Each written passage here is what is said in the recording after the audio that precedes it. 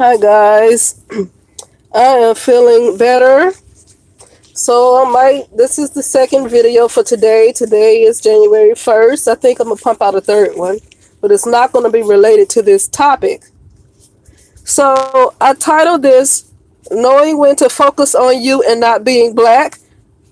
This is the part two to the one I said when it's time to focus on you and not black. Okay. In this one, I'm going to talk about a lady in the pro-black community, but she is well respected. I like her too. But I just had to stop listening to her when she ignored the rapes of black women during the time of segregation to say that it was to make black men, it was only to hurt black men. And she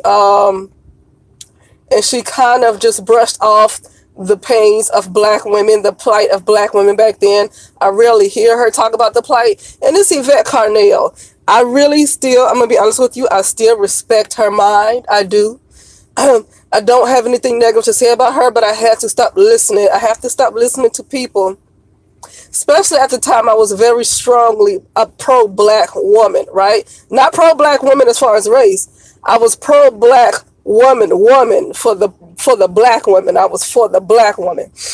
And I can't listen to other so-called black women who just completely ignore the things that have happened to black women in this nation in favor of appeasing black men. And that's why I had to just kind of close my ears to Yvette Carnell. But here's what I want to say about when it's time to focus on yourself and not black. And I brought up her as an example because she is a brilliant person. She could be in the White House. She can be a millionaire.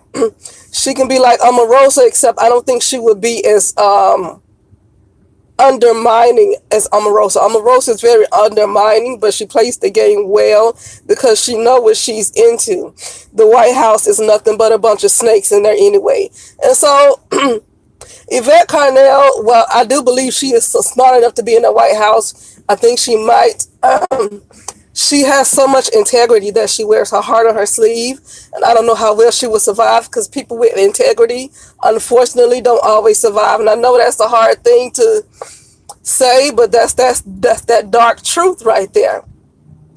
People with a lot of integrity don't always survive in those type of settings, right? But what I'm saying is that Yvette Carnell has decided to kind of dedicate her time and energy to the black community, to black politics, and more to black men. It's so far from what I hear on her platform because I don't know what she does in real life, okay?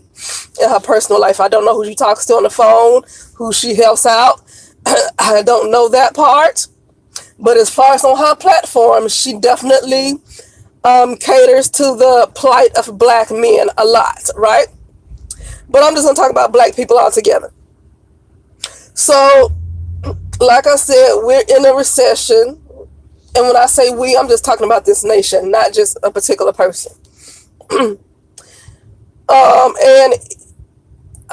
Yvette Carnell is kind of, how can I say, using her as an example.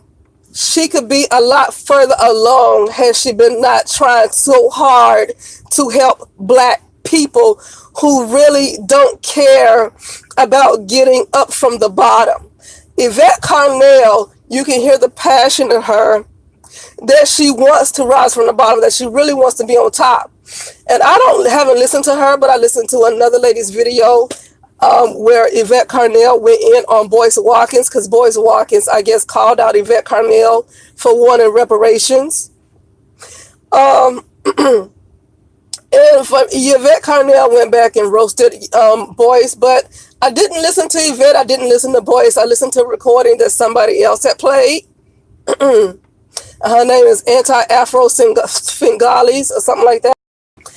And I have to ask the question, and it's not to say that the men didn't step up, but I have to ask the question, where are the men to defend Yvette Carnell. Not that Yvette Carnell needed the help, because I think she did a good job at going back on Boyce Watkins. I think she was able to hold her own, but that is not my point. Men need to check men.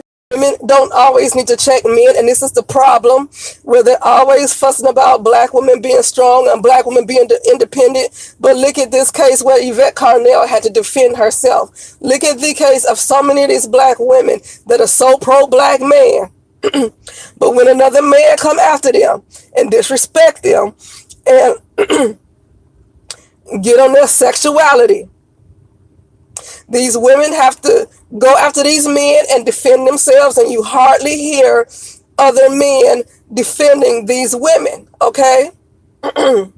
Okay, so that's another reason why I'm saying. So the pro-black woman,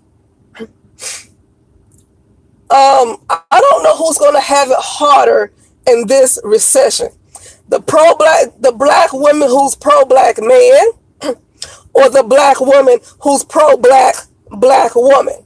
I think both people are equally going to suffer in this recession. Here's why. Because black men obviously don't reciprocate to these women that's constantly defending them, excuse my voice.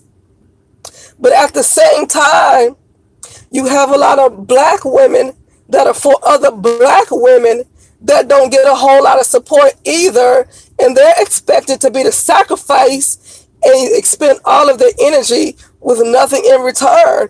And same thing with those pro-black man women. The pro-black women, once the mess hits the fan, nobody really has their backs on either side. So I use Yvette Carnell as a good example because of her brilliance and where she could be. Has she not been trying to pull up black people, a group of people that don't want to do well? But the same thing with black women who are for other black women. Black women who are for other black women are expected to lay down and be the same, nothing in return.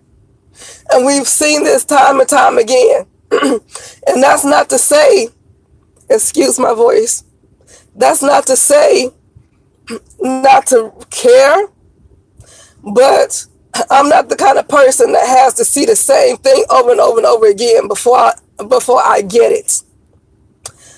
Black women who are for black women, that go hard for black women, are really not that much different from black women who go hard for black men. On either side, there's hardly any reciprocation. And during this time, where money is going to be scarce, it's time to focus on yourself. If you know you have to get yourself in order, if you know you got to get your finances in order, you got to get your household in order, or anything else about yourself and your family that you have to get in order, it's not a time to be focused on other people who probably can't have your back when something goes wrong in your life. But anyway, my voice is getting worse. I hope you guys are able to hear me, and I will talk to you soon.